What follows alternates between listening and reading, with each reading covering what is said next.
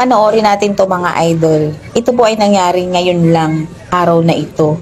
Ito po ay pinost lang po sa GC namin at ipinost ko na rin po para maging aware po tayo sa lahat ng oras.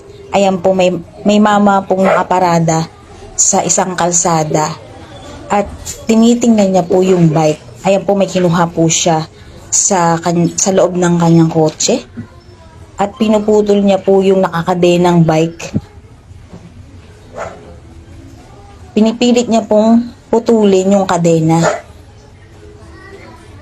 Sa panahon po ngayon, hindi po talaga tayo pwedeng magtiwala. Kahit na po secure yung ating mga gamit, kailangan po natin talagang safe ating paglalagyan.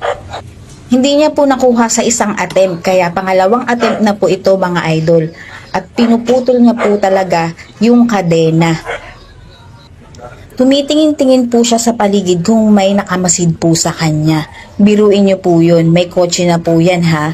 Pero pinag-interesan pa rin po yung bagay na hindi naman po sa kanya. Panoorin po natin hanggang dulo ang video na ito.